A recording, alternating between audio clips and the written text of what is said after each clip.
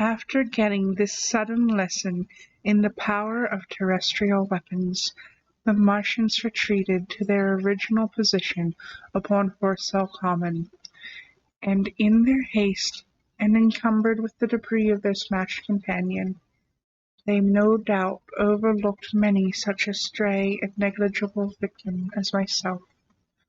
Had they left their comrade and pushed on forthwith, there was nothing at that time between them and London but batteries of 12-pounder guns, and they would certainly have reached the capital in advance of the tidings of their approach. As sudden, dreadful, and destructive their advent would have been as the earthquake that destroyed Lisbon a century ago. But they were in no hurry. Cylinder followed cylinder on its interplanetary flight. Every 24 hours brought them reinforcement. And meanwhile, the military and naval authorities, now fully alive to the tremendous power of their antagonists, worked with furious energy. Every minute a fresh gun came into position until, before twilight, every copse, every row of suburban villas on the hilly slopes about Kingston and Richmond masked an expectant black muzzle. And through the charred and desolate area, perhaps 20 square miles altogether,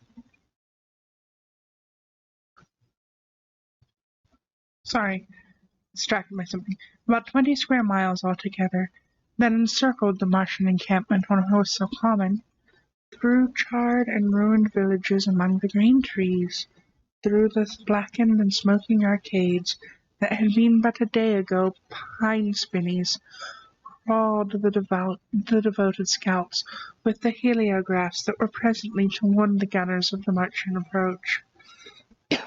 But the Martians now understood our command of artillery and the danger of human proximity, and not a man ventured within a mile of either cylinder, save at the price of his life.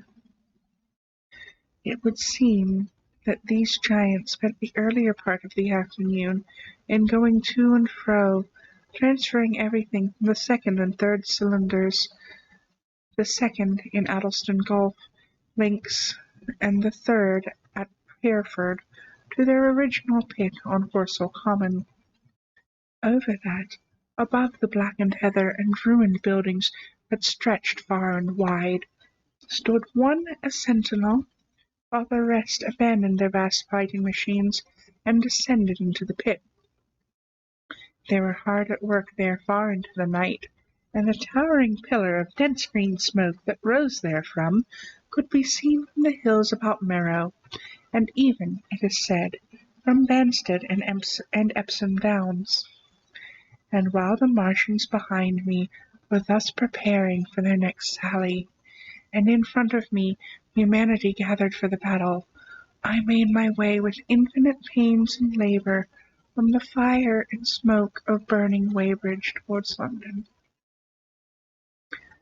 I saw an abandoned boat, very small and remote, drifting downstream, and throwing off the most of my sodden clothes, I went after it, gained it, and so escaped out of that destruction. There were no oars in the boat, but I contrived to paddle, as well as my parboiled hands would allow, down the river towards Halliford and Walton, going very tediously and continually looking behind me, as you may well understand. I followed the river, because I considered that the water gave me my best chance of escape should these giants return. The hot water from the Martians' overthrow drifted downstream with me, so that for the best part of a mile I could see little of either bank. Once, however, I made out a string of black figures hurrying across the meadows from the direction of Weybridge. Halliford, it seemed, was deserted, and several of the houses facing the river were on fire.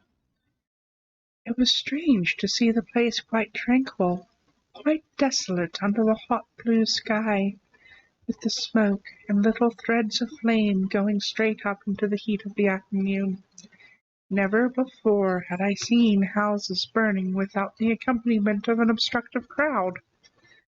A little farther on the dry reeds up the bank was smoking and glowing, and the line of fire inland was marching steadily across a late field of hay. For a long time I drifted, so painful and weary was I after the violence I had been through, and so intense the heat upon the water.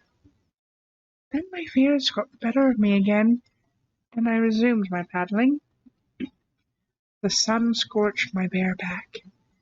At last, as the bridge at Walton was coming into sight round the bend, my fever and faintness overcome my fears, and I landed on the Middlesex bank and lay down, deadly sick, among the long grass.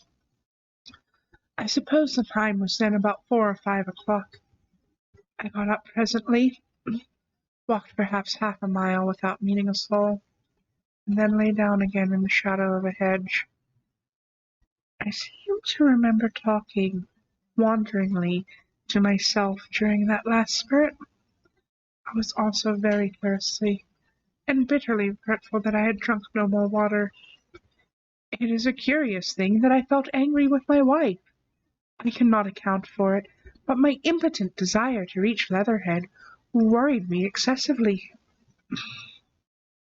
I do not clearly remember the arrival of the curate, so that probably I dozed. I became aware of him as a seated figure in soot-smudged shirt and sleeves, and with his upturned, clean-shaven face staring at a faint flickering that danced over the sky.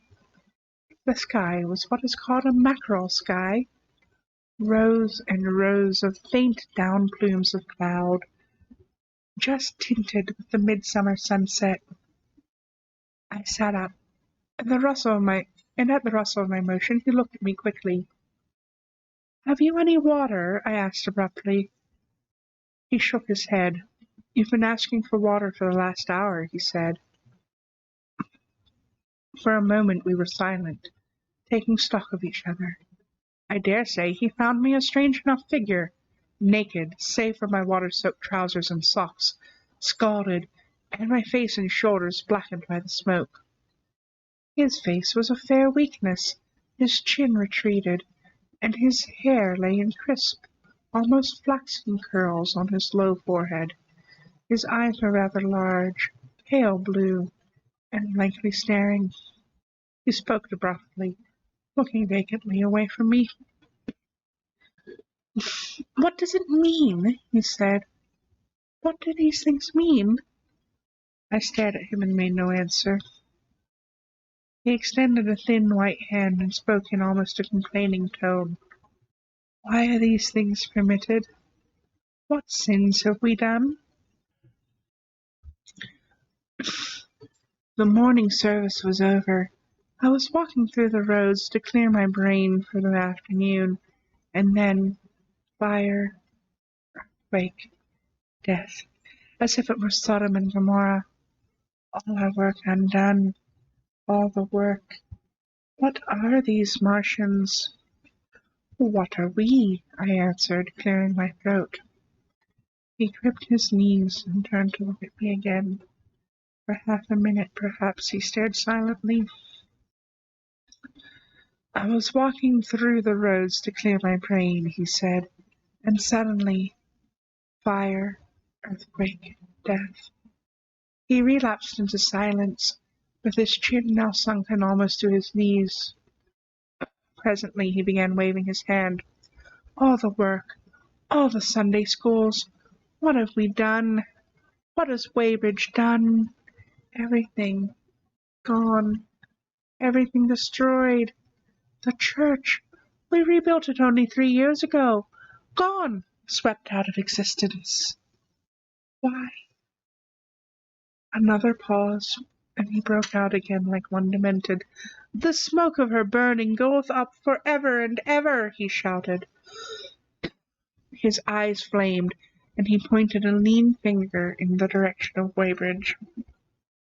By this time I was beginning to take his measure, the tremendous tragedy in which he had been involved. It was evident he was a fugitive from Weybridge, had driven him to the very verge of his reason. "Are we far from Sunbury?" I said, in a matter-of-fact tone. "What are we to do?" he asked. "Are these creatures everywhere? Has the earth been given over to them?" "Are we far from Sunbury?" "Only this morning I officiated at early celebration." "Things have changed," I said, quietly. "You must keep your head.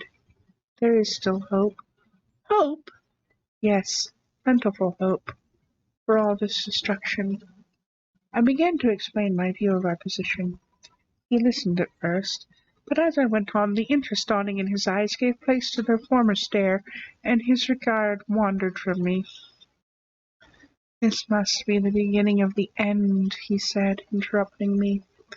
"The end, the great and terrible day of the Lord, when men shall call upon the mountains and the rocks to fall upon them, and hide them from the face of him that sitteth upon the throne." I began to understand the position. I ceased my laboured reasoning, struggled to my feet, and standing over him, laid my hand on his shoulder. "Be a man," said I. "You're scared out of your wits. What good is religion if it collapses under calamity? Think of what earthquakes and floods, wars and volcanoes have done before to men. Did you think God had accepted Weybridge? He's not an insurance agent." For a time he sat in blank silence. "But how can we escape?" he asked suddenly. "They're invulnerable. They're pitiless." "Neither the one nor, perhaps, the other," I answered, "and the mightier they are, the more sane and wary should we be. One of them was killed yonder not 3 hours ago." "Killed?" he said, staring about him. "How can God's ministers be killed?" "I saw it happen," I proceeded to tell him. "We have chanced to come in from the thick of it," said I, "and that is all." "What is that flicker in the sky?" he asked abruptly. I told him it was the heliograph signalling that it was a sign of human help and effort in the sky. "We are in the midst of it," I said, "quiet as it is. That flicker in the sky tells of the gathering storm. Yonder, I take it, are the Martians, and Londonward, where those hills rise about Richmond and Kingston, and the trees give cover, earthworks are being thrown up, and guns are being placed. Presently the Martians will be coming this way again."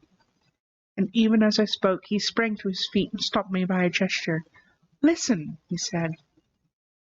From beyond the low hills across the water came the dull resonance of distant guns and a remote, weird cry. Then everything was still. A cockchafer came droning over the hedge and past us. High in the west the crescent moon hung faint and pale above the smoke of Weybridge and Shepperton and the hot, still splendour of the sunset. "We'd better follow this path," I said, "northward.